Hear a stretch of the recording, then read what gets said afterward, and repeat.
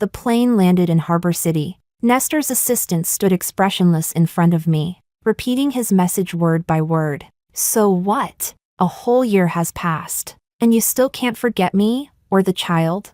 You left so proudly back then, and now look at you, a stray dog no one wants, crawling back with your tail between your legs. You want to marry into wealth again? Fine. Kneel outside for 24 hours first. As for whether Luna forgives you, that'll depend on your own ability. Nestor's mocking tone was delivered by the assistant, with mechanical precision, without the slightest trace of emotion. It gave the whole thing a strangely absurd humor. I couldn't help but let out a quiet, mirthless laugh. The trench coat I wore was loose enough to cover the new wedding ring on my finger. This time, returning to Harbor City was not to beg for forgiveness, but to marry someone else. Chapter 1. The moment the assistant's words fell, the flashlights exploded in front of me, so bright they nearly blinded me. Microphones thrust forward, one after another. Miss Amanda, rumors say that you once stabbed Nestor and Miss Luna. Is that true? How did you escape legal punishment? Are you returning to Harbor City to rekindle your relationship with Nestor? Miss Amanda, could you tell us what you've been doing on the mainland? Why did you disappear without a trace? What's your opinion of Miss Luna now? Will you meet her? I tilted my head slightly. The collar of my coat blocked part of the flashing light. The new wedding ring beneath the fabric pressed coldly against my skin, bringing a sobering chill. I won't answer any questions, I said calmly. These old scandals and baseless speculations aren't worth another word. Taking advantage of the assistant's distraction as he dealt with the reporters, I lowered my posture, attempting to slip past him from the side. At the end of the passage outside the airport, a car that had been arranged beforehand was waiting for me. However, the assistant moved faster, once again blocking me with uncanny precision. Miss Amanda, the boss instructed that you must get in the car. I glanced toward the familiar black Maybach not far away. The windows were tinted dark, I couldn't see inside. After a brief pause, I stopped resisting and walked straight toward it. The assistant opened the car door for me. Inside, the air was filled with Nestor's usual cologne, cold and suffocating. But he wasn't there. I let out a quiet breath of relief. Taking out my phone, I sent a message to the driver who was originally supposed to pick me up. Something came up. I'll head to Nestor's mansion first to pick up some old belongings. Please wait for me. Chapter 2. The car drove along the familiar winding mountain road, passed through the vast golf course, and finally stopped in front of that familiar mansion. Its exterior was still grand, yet an air of silence hung over it. The assistant got out and opened the door for me. The scene I had imagined did not appear. There were no bodyguards in black uniforms forcing me to kneel. After all, to appease Luna's anger, Nestor had once ordered his men to press me down on my knees in the courtyard. Now, the mansion was eerily quiet. Even the servants seemed fewer in number, giving the place a desolate, abandoned feel. I pushed open the heavy doors of the living room. Nestor sat on the central sofa, relaxed, as if he had been waiting for a while. He glanced at his watch, then fixed his gaze on me. From the moment you stepped through that door, not a single minute of kneeling. What's wrong? Do you want to relive what it felt like to be thrown out? I met his gaze, my voice calm. I walked out on my own back then. I wasn't thrown out. Heh. He gave a cold laugh, still as stubborn as ever. You crazy woman. I ignored him, turned around, and went straight upstairs, to the room that had once been mine. When I left Harbor City years ago, it had been too sudden, too humiliating. Many important things had been left behind. Chapter 3. As soon as I opened the door, a suffocating wave of dust hit my face. I switched on the light. The furniture was covered with a thick layer of dust. Tiny motes floated in the air. I let out a quiet breath of relief. It seemed that no one had touched anything here. I walked to the old wardrobe against the wall and opened it. Dust fell in small clouds, reaching into the secret compartment at the back. I groped around. Empty. My heart sank halfway down. The box was gone. I have it. A childish voice sounded behind me. I turned. It was Lucas. In his arms was the very wooden box I had been searching for. This time, I didn't crouch down to meet his eyes. I stayed standing. He had to crane his neck to look up at me. His expression was almost indifferent. You want it? he asked. Will you give it to me? No, he answered quickly. This belongs to my mommy, Luna. I spoke evenly, stating the truth. Everyone knows this was mine. It used to belong to my grandma, and she gave it to my mommy. He replied logically. But you're not my mommy anymore. My mommy is Luna, so this belongs to her. Oh, I responded faintly, no longer looking at him, nor at the box. I turned and walked toward the door. Behind me, his voice rose in surprise and frustration, like a child whose plan had failed. Hey, you're just leaving? Don't you want it? It's your mom's keepsake. I didn't stop walking. I didn't answer. Yes, I didn't want it anymore. I remembered when he was 6, and I had begged for that jade Buddha in the same way. Back then, I knelt on the floor, looking up at him with pleading eyes. Lucas, can you give that to mommy? It's from grandma. It's the only thing mommy has left from her. He had asked. Is it important? Crying, I said. Yes, it's very important. Mommy only has this left. And he had looked at me, calmly, detached. Then, raising his hand, he had thrown the jade Buddha hard to the ground. The sharp sound of it shattering still sometimes echoes in my dreams. Now, his small voice came again, threatening from behind me. Take one more step and I'll smash everything inside this box. But I didn't stop, because I knew, if my mother were watching from heaven, she would never want to see me debase myself again for these cold, lifeless objects.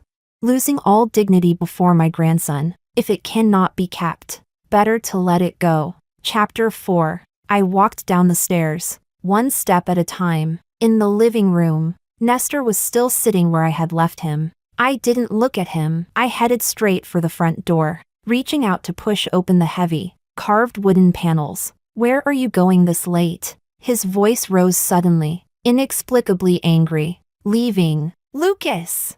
He shouted sharply, but not at me. Give that cursed junk back to this crazy woman before she loses it again and starts slashing at us with a knife.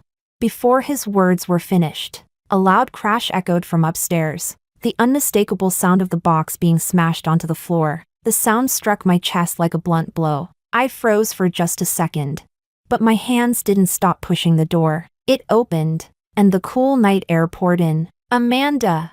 Nestor's furious voice chased after me. You think you can just come and go as you please? What do you take this house for, a hotel? You've been gone for a year, and now you're leaving again before even staying a full minute.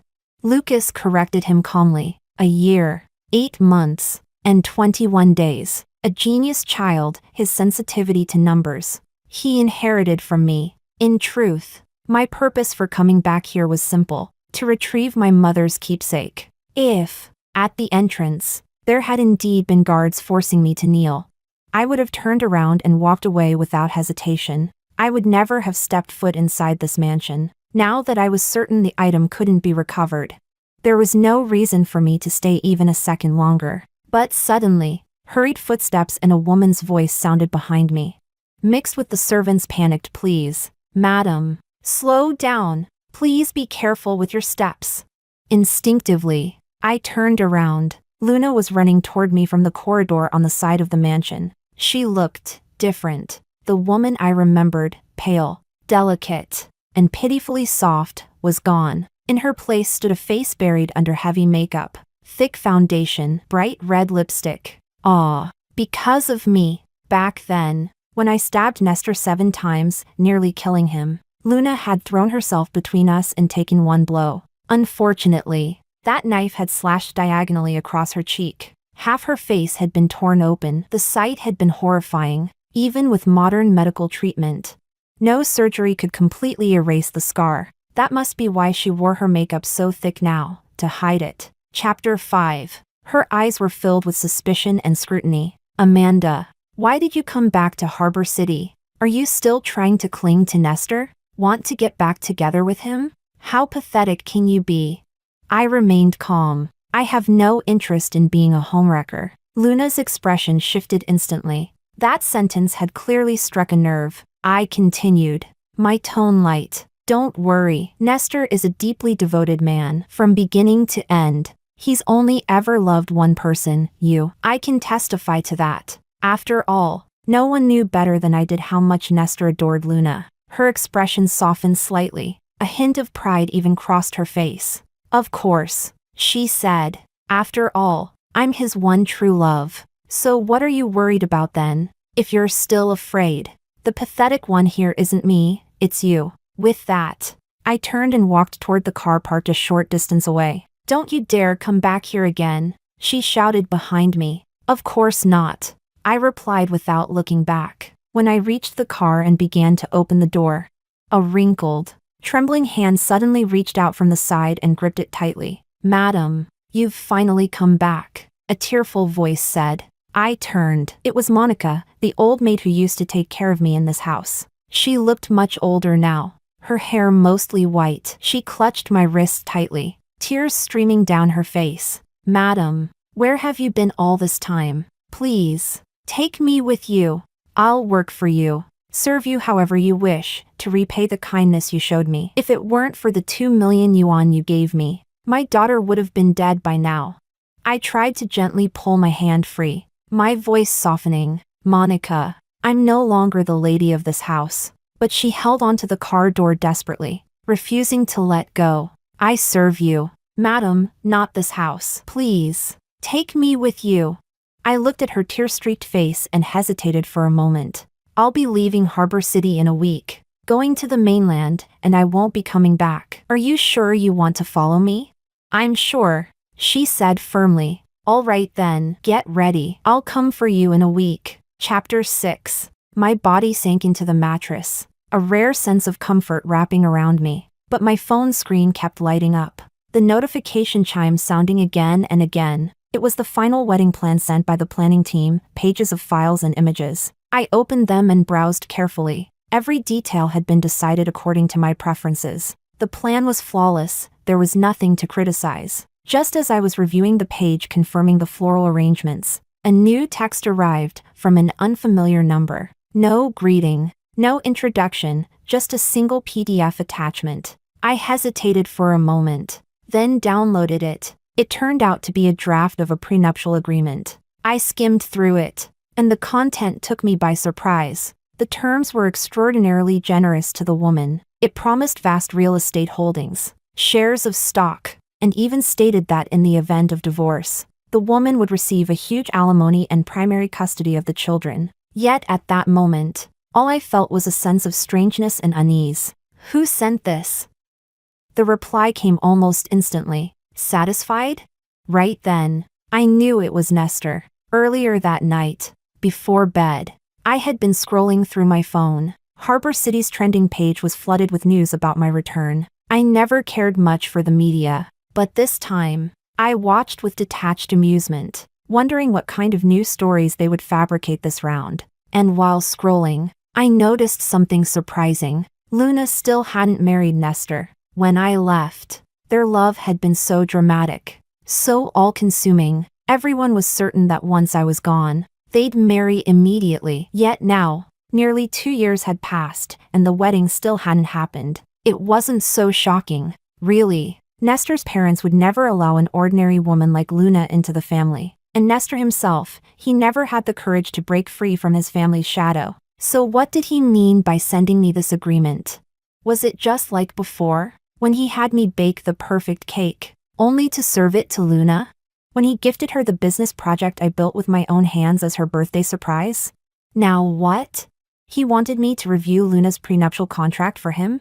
I blocked and deleted the number without hesitation. Over the next 3 days, I was busy finalizing details with the planning team and fitting my altered wedding dress. On the 4th day, another message came from a different unknown number, with a new contract attached. One glance at the writing style, and I knew it was still Nestor, persistent, as always, but this time, in the prenuptial agreements section for the bride's name, it clearly said, Amanda. Chapter 7. Our family will never allow Luna to marry into it. I can accept you again. Lucas is, after all, your own flesh and blood. We need a complete family, but you must never bully Luna again. A wave of nausea rose up my throat. I quickly typed my reply. You're disgusting. He must have been provoked. Amanda, are you still playing hard to get? You couldn't survive in the mainland, so now you're crawling back to Harbor City to beg for me. Everyone in China knows you're a knife-wielding lunatic. Who else would dare to want you but me? So what if you're beautiful? All these years, no one's married you, doesn't that say enough? I sneered. Then threw the phone straight into the trash can and switched to a new one. Because of that, I never saw the next message he sent 2 days later from a different number. Next weekend is young Master Alex's wedding. You'll come with me. I'll bring you to the ceremony. Let everyone see we've reconciled. After that, you can walk sideways through Harbor City. No one will dare touch you. What he didn't know was that the bride at that wedding was me. The day of the wedding, the sun was perfect, wearing my custom-made gown. I walked down the red carpet on my father's arm, step by steady step. Alex looked at me with calm, gentle eyes. The seats were full of guests. Then, suddenly, a voice thick with barely restrained rage broke through the music. Amanda, if you dare to marry, just try it. Chapter 8. That familiar, grating voice pierced through the wedding march, crashing into the hall like a violent wave. I turned toward the sound. Nestor was standing at the back of the guest seats, his face dark as iron. The table before him had already been overturned. Glasses and plates shattered across the floor. Gasps rippled through the guests, low and restrained. I had personally reviewed the guest list. There was absolutely no way he should have been here. As I began to grow suspicious, Alex's arm slipped firmly around my waist, pulling me slightly toward him. Don't worry, he said quietly. I'll handle this. Then he raised his hand and made a small gesture. The bodyguards moved swiftly, restraining Nestor just as he tried to rush forward. He struggled, shouting incoherently, but his voice was quickly muffled. In moments, he was forced out of the wedding hall, cleanly, efficiently. The MC, seasoned and professional,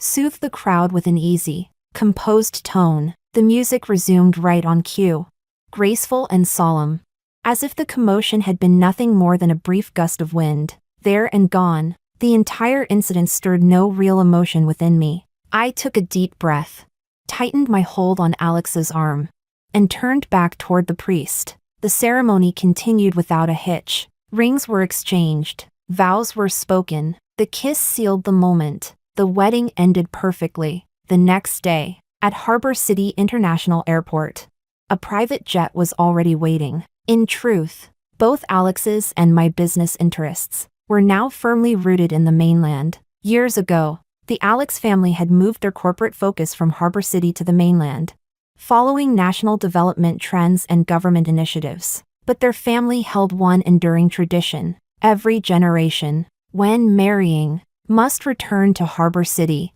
to hold a wedding ceremony. It was their way of honoring the ancestors, who had once built their legacy here and who now rested beneath its soil, to let them share in the family's joy. Last year, after Alex and I were officially married in City A, he kept talking about holding the supplementary ceremony in Harbor City. I had been too busy expanding my business on the mainland, and only recently did I finally find time to come back and fulfill this wish with him. When the plane landed at City A airport, there were no more reporters swarming the exit, only the family's vehicles quietly waiting. But online, the whispers had never truly died down. People began to unearth, piece by piece, the sordid story of Nestor and me. The headlines were sensational, tinged with nostalgia and regret. The feature was titled Old Dreams of Harbor City. Chapter 9. In truth, Nestor and I were joined by an arranged marriage. Back then, our two families stood side by side,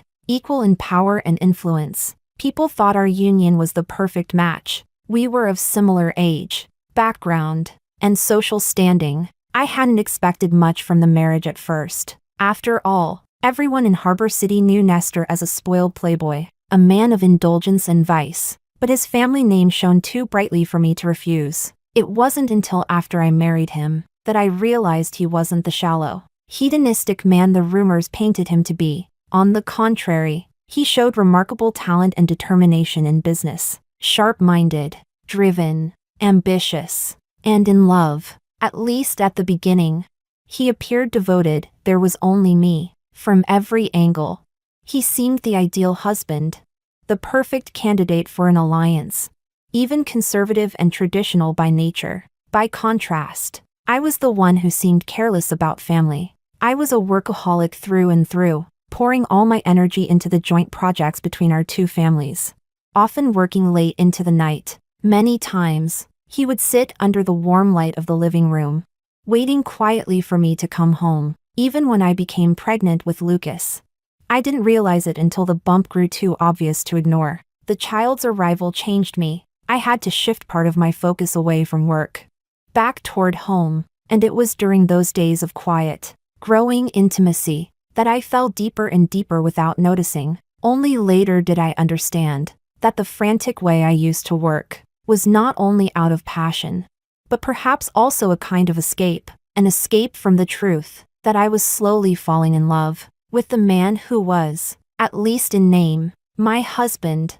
I was afraid of love, afraid that love would make me weak, that it would strip away my sense of self. But Nestor was too good to me. He remembered every little thing I mentioned in passing, what I liked to eat, what I had once wanted to try, and had the kitchen make it for me in different ways. When I stayed up late reviewing documents, he would quietly drape a blanket over my shoulders and bring me a cup of warm milk. When morning sickness made me miserable, he'd put aside important meetings just to stay home with me. After Lucas was born, he learned to change diapers and feed him himself. His care was like water seeping through stone, gentle, patient, constant, and little by little, I, who had always guarded myself so tightly in love, lowered my defenses, fell further and further in. I even started to believe, naively, that perhaps we really were each other's only one, that this marriage born of interests and alliances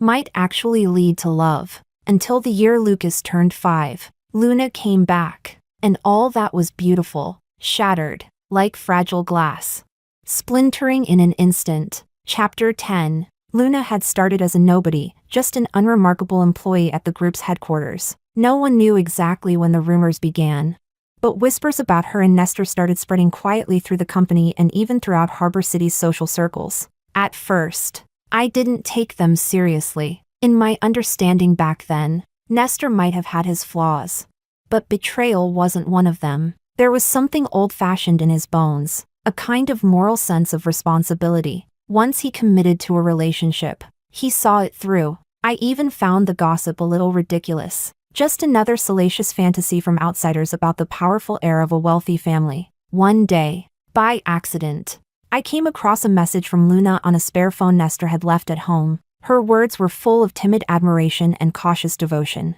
And instead of anger, I only felt pity. Young girls always think that clinging to a powerful man can catapult them to the top, never realizing that true confidence must be earned, not borrowed. I didn't even bother questioning Nestor about it.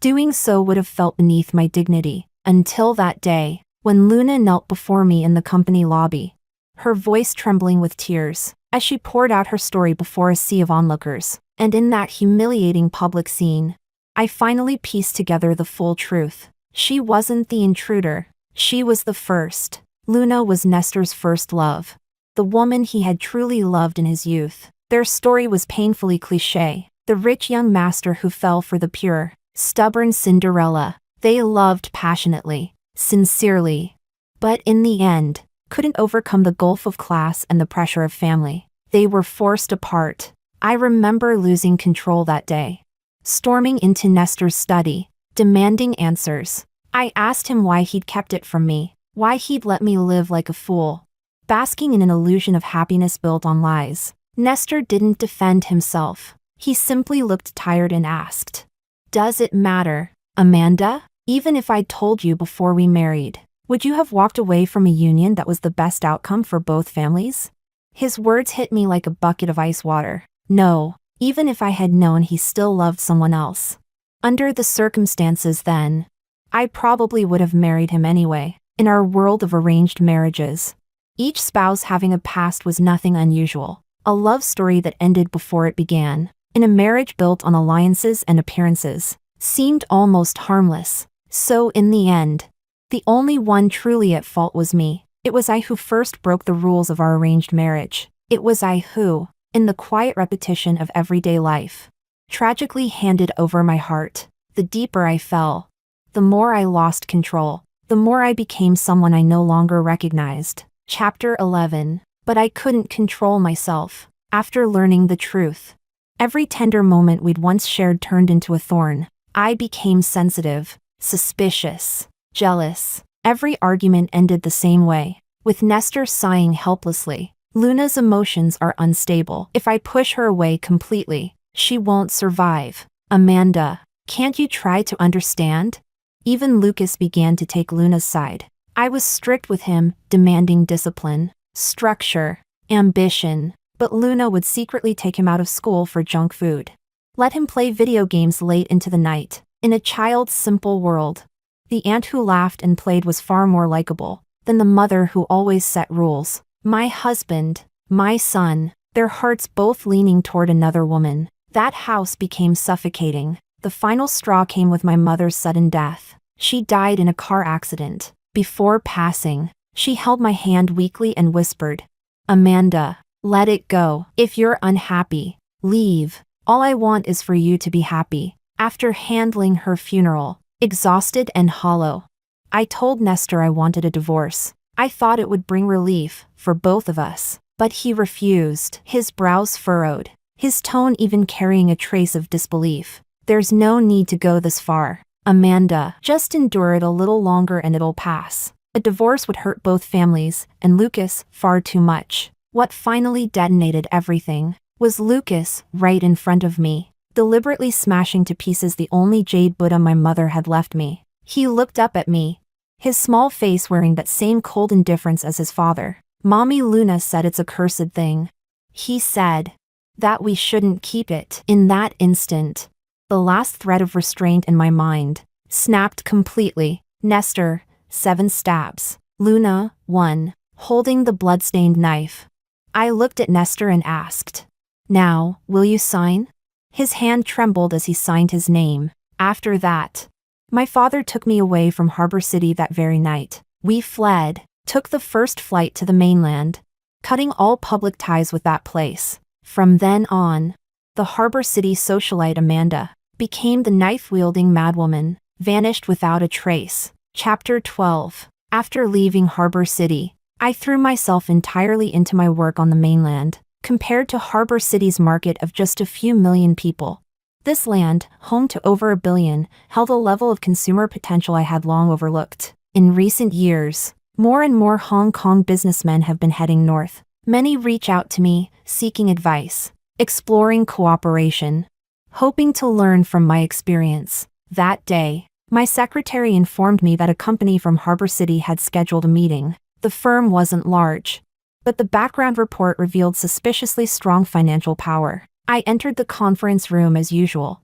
When I opened the door, the man standing by the floor-to-ceiling window turned around at the sound. I froze mid-step. It was Nestor. He looked tired, but his gaze was still sharp, cutting straight through the distance. Suppressing my brief surprise, I said calmly, "Sir, our company does not accept any business from your family or related entities." Nestor took 2 slow steps forward, his hands in his trouser pockets, posture dominant and confident. "Seems like you haven't read the news from Harbor City," he said. "I've already severed all ties with my family. This company is mine, personally. So, can we cooperate now?"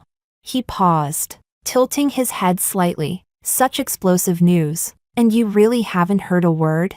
"I've seen it," I replied, tone flat. "But my stance hasn't changed. I refuse to work with anyone connected to your family, whether or not you still carry its name." Nestor laughed, cold, mocking. "Amanda, you've built such a big business. Aren't you afraid of damaging your reputation?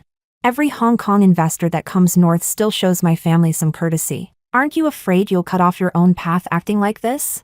I raised my head, my voice as steady as ever. "I built my company to this scale for the right to say no to anyone I don't want to work with. It feels good, actually. Sir, please leave." I turned to go, but his voice followed me from behind. "You don't want to know why I broke with my family?"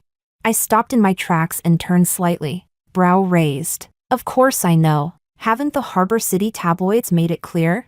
the great heir, furious for love, breaking from his family just to marry Miss Luna. I nodded slightly, as if in understanding. Honestly, I admire your courage. Devotion is a virtue. I hope you keep it. I do love a good story where lovers reunite at last. To my surprise, Nestor laughed. Where did you even hear that nonsense?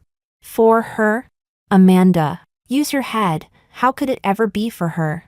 It was for you. From the day you came back to Harbor City, I told my family. The old man refused to accept that I wanted to remarry you.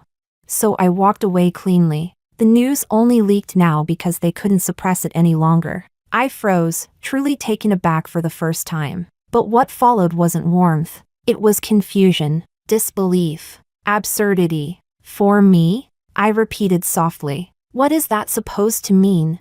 I should be asking you that. Nestor's composure finally cracked. His voice rose, thick with restrained fury. Why did you marry Alex? No wonder I couldn't find a trace of you on the mainland. He was covering for you, wasn't he? You planned it all, didn't you? Found yourself a new protector before you left me. His accusations were senseless. I frowned and cut him off. Nestor, my remarriage has nothing to do with you. We've been divorced for a long time. Maybe not with me, but what about Lucas? His tone sharpened, desperate. You're really that heartless? You just let him live with a stepmother?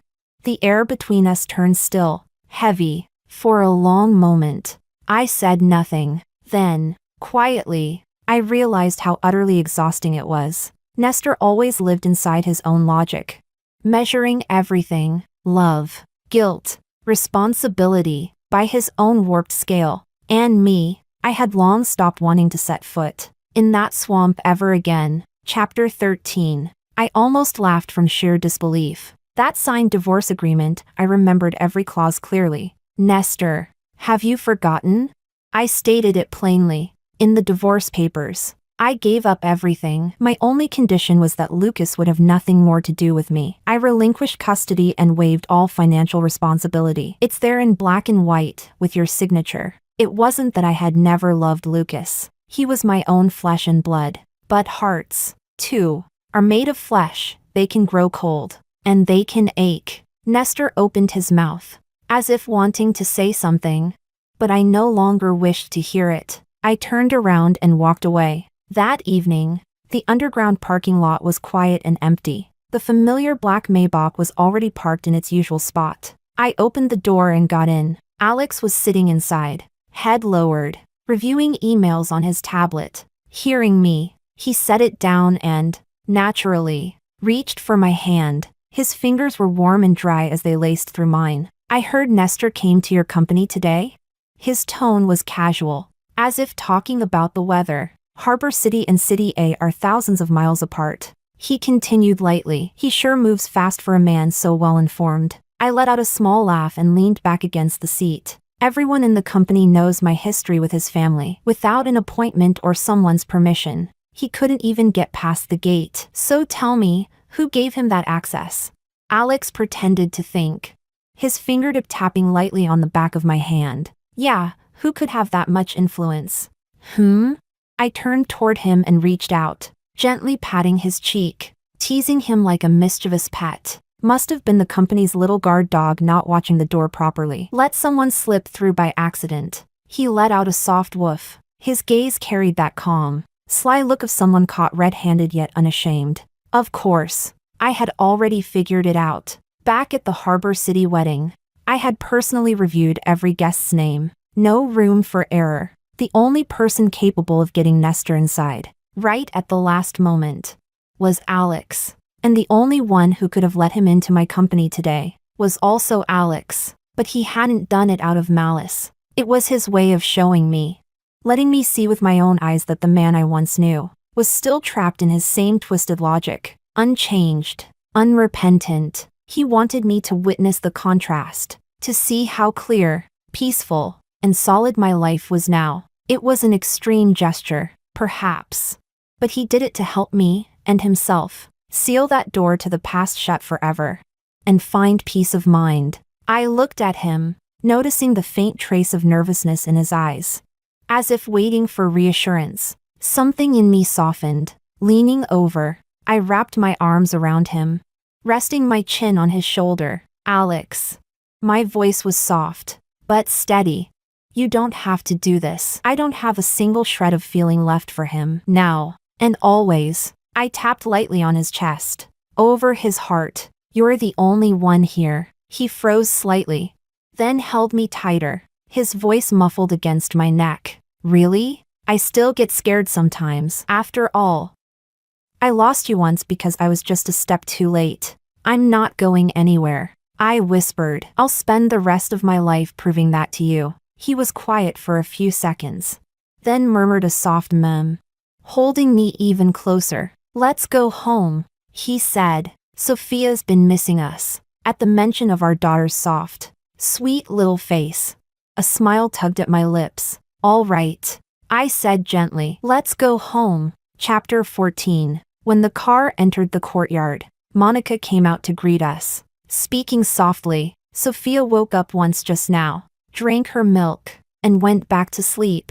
Under the gentle night light, Sophia lay in her cradle, sleeping soundly, her little cheeks pink and warm. Alex stood beside her, smiling tenderly. In the middle of the night, I was startled awake by Sophia's unusual crying. Touching her forehead, I felt the heat burning hot. The thermometer read 39.5 degrees Celsius. Our family doctor happened to be on leave in his hometown, and the newly hired one wouldn't start until tomorrow. Just one night's gap. That was all it took. Alex and I wrapped our daughter tightly in a blanket and drove straight to the best private hospital in the city. Emergency consultation, medication, an entire night of worry and exhaustion. By dawn, Sophia's fever finally subsided. Carrying our weary little girl, we left the ward, ready to go home. The family doctor should have arrived by now. The hospital lobby was quiet and empty. Morning light streamed through the glass facade. And then, a soft, frail boy's voice reached my ears. Clear and heartbreaking. Dad, if I get sick and have a fever, will Mom come to see me? A pause, then a familiar male voice. Yes, when your mom gave birth to you, she almost died. You're the one she loves most. Even if she doesn't want me, she'd never abandon you. I stopped in my tracks, eyes lifting instinctively. Not far away, in the waiting area, Lucas sat beside Nestor. His face was unnaturally flushed, clearly feverish. At that moment, he turned his head and met my gaze. He froze. Then, before he could stop himself, he called out, Mom. Nestor turned at the sound, and then he saw me, and Sophia, just recovered, was full of energy again. She waved her little hands and chirped clearly. Mommy. Mommy. Hug. Nestor and Lucas's gazes both locked onto her, their faces identical in shock and disbelief. Lucas spoke first, his voice trembling. Mom, who is she? I corrected him calmly. Lucas, I haven't been your mother for a long time. Please, from now on, don't interfere with my life. Nestor's temper flared instantly, ignited by those words. Amanda, how can you talk to a child like that? And who is this child? Alex stepped forward, half a pace, shielding me. What's wrong? This is my and Amanda's daughter. Is there a problem? Lucas swayed slightly, his small body trembling. He bit his lip, holding back tears, eyes red but stubborn as he looked at me. Mom, you're lying. You said I was the one you loved most. You said you'd never have another child. You said no one would ever take your love away from me. Chapter 15. I looked into Lucas's red, tear-filled eyes. The accusation and sorrow in them were so vivid. And yet, they no longer stirred anything in me. That was the past. Now, I don't love you anymore. I love my daughter, Sophia. Lucas froze for a second, then burst into uncontrollable sobs. Sophia, startled, began crying too. I left quickly. Behind me came Nestor's low, furious growl, and Lucas's increasingly heart-wrenching cries. But I didn't stop, not once. I thought that miserable encounter would be the end, knowing Nestor's pride. After being rejected so bluntly, and seeing that I had a new family, he should have finally let go. I underestimated his obsession. A few days later, on my usual route to work, a black sedan suddenly accelerated and swerved hard, blocking my car. Nestor stepped out, agitated, his voice hoarse as he shouted through the window. Lucas's fever won't break. It's turned into acute pneumonia. He's in the emergency room now. Amanda, he's your son. Are you really not going to see him? I lowered the car window, my tone utterly flat. Every day, thousands of children fall ill in this world. Am I supposed to visit them all? He stared at me, desperately searching for even the faintest flicker of emotion on my face. There was none. Then, he dropped to his knees, abruptly, without warning. Even I was startled. What do I have to do? His voice trembled. For you to come back? After a long silence, I finally heard my own voice. You already knew how this would end, so why humiliate yourself like this? His head snapped up, eyes wild and feverish. Suddenly, he tore open his shirt, revealing the jagged, disfigured scars across his chest and abdomen. Amanda, you owe me a life. I almost died by your hand. You owe me that debt. I looked quietly at the scars for a long moment, then said calmly, Fine, find a time, bring a knife. You can stab me 7 times. I won't resist. After that, we're even. Every debt between us wiped clean. Nestor froze, as if he hadn't understood. Then his shoulders began to shake violently. He laughed, a broken, hollow laugh. Ha ha ha. Amanda, your heart. It's so cruel. God, I'm pathetic. Just then, another car screeched to a halt beside us. Luna rushed out, seeing Nestor kneeling on the ground. She screamed and threw herself toward him, trying to pull him up. Nestor, get up. Why are you kneeling to her? You don't owe her anything. Have some dignity. But she couldn't move him. She suddenly turned, glaring at me, shouting hysterically, Amanda, you bitch. You're married, and you still haunt him. You deserve to die. At that moment, Monica, who had been following in the car behind mine, stormed forward and pointed at Luna's face, yelling, You've got a lot of nerve to talk. You shameless tramp. When Madam left, Sir kicked you out immediately. You were the one begging on your knees outside the mansion, bribing the servants to call you Mrs. Pa. Sir never even touched you. What kind of wife are you supposed to be? Disgraceful little whore.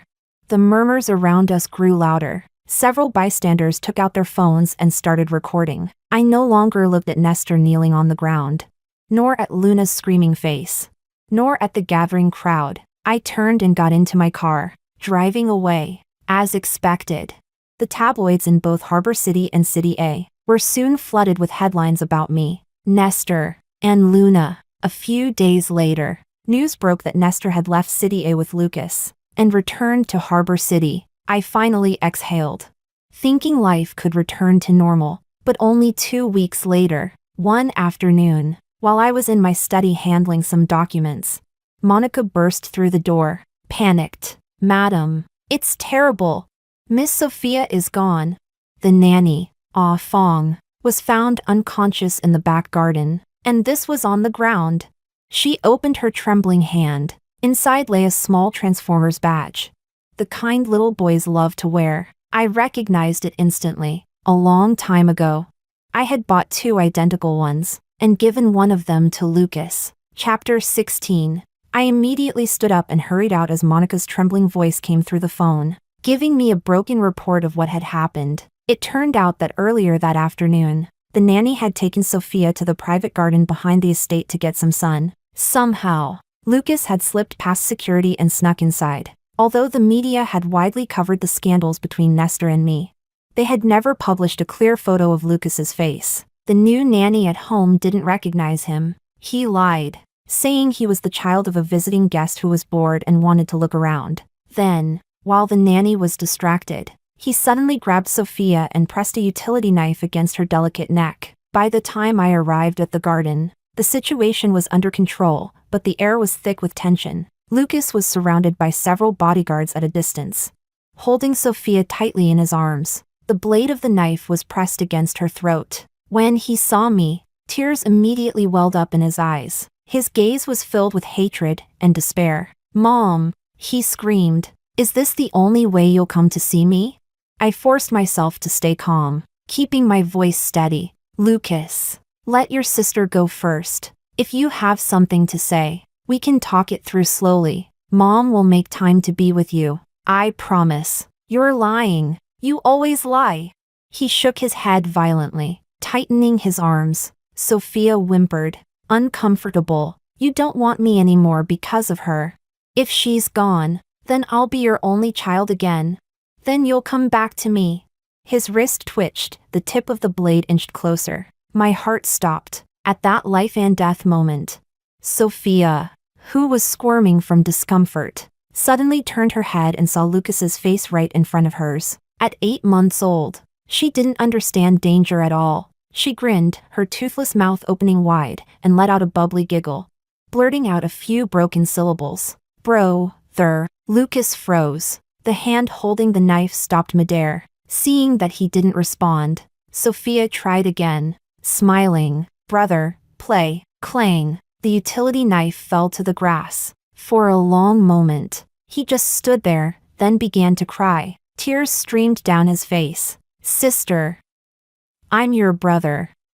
We share the same blood." The bodyguard seized the moment and gently pried Sophia from his arms. As he was being taken away, Lucas turned his head and shouted to the bewildered baby, "Sister, forget your brother.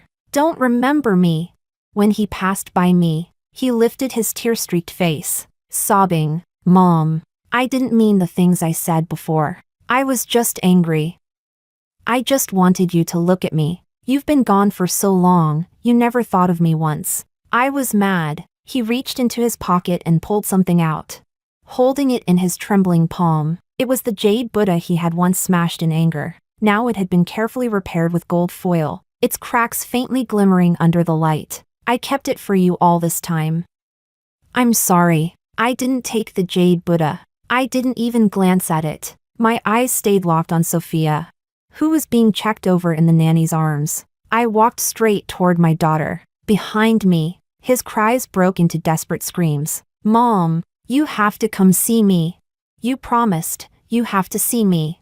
From beginning to end, I never looked back. Chapter 17. Subsequent investigations confirmed that Nestor had nothing to do with the incident. When he found out, he was as shocked as everyone else. We immediately upgraded every aspect of our home's security system. After that, Nestor and Lucas seemed to vanish from the face of the earth. For the next 2 years, neither of them appeared in my life again. Later, I heard that Alex's business empire had expanded to Harbor City, while the Nestor family enterprise declined rapidly, collapsing under its own weight. Eventually, Nestor took his son abroad. As for Luna, he gave her a large sum of money to cut all ties. Rumor had it she, too, left the country and was never heard from again. On the day Nestor departed, he published a long post on social media. It was said to be a confession of his past mistakes, an apology filled with remorse and reflection. The tone was so sincere that it drew sympathy from many readers.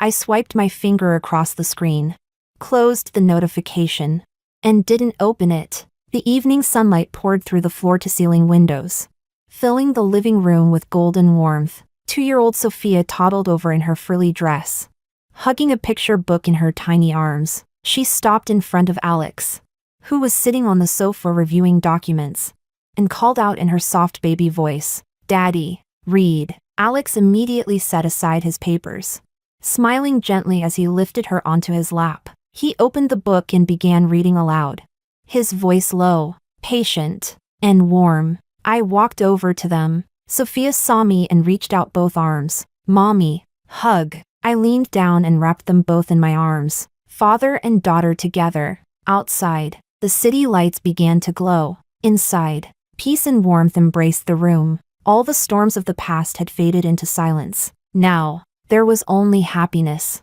Epilogue. Actually, Alex and I had met long before, back when I still lived in Harbor City. It was a year before my marriage to Nestor, at a prestigious business forum hosted by Harbor City's top university.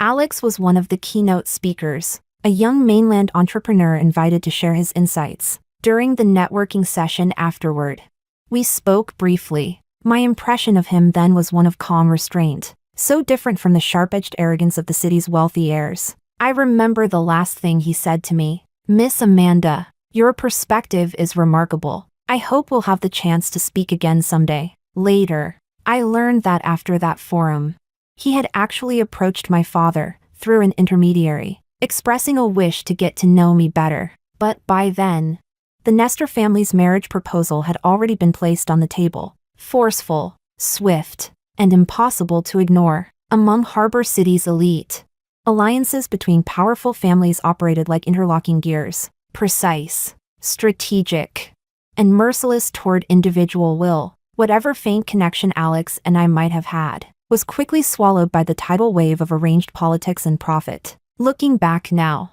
perhaps it was that one step too late, that single missed moment, that cost him the chance to formally pursue me. At the time, his career was rooted in the mainland. To marry someone from Harbor City, he would have needed time to build relationships and alliances. But in Harbor City's high society, where marriages were transactions of power, there was no time for love to grow. After I married Nestor, all contact with Alex was lost. I only ever saw his name again in passing, in financial reports, where his group was said to be expanding steadily across the mainland, until the day I fled Harbor City, scarred, disgraced, branded as a madwoman. In those days of confusion and despair, when I was on the verge of giving up completely, he somehow found me. I still don't know how. His help was measured and professional, never overstepping, never condescending, but always protecting the fragile remnants of my dignity. Through the long years that followed, of rebuilding, recovering, and learning to breathe again, he was always there, steady, silent, reliable, like a mountain that would never move. He never once mentioned the past, never brought up the chance we missed. He simply offered his hand, at just the right time, in just the right way. It was he who made me believe that even after leaving that suffocating world behind, I could still live on my own terms, and live better. Love came quietly, growing from the days and nights of working side by side, and from his unspoken care that wrapped around me like light. The night of a project celebration banquet, he finally asked, in that same calm, restrained voice, "Amanda, for the rest of your life, do I have the right to walk with you?" And for once, there was no hesitation in my heart. It was a peace born not of passion, but of having weathered every storm, and finally finding home. And fortunately, this time, I chose right.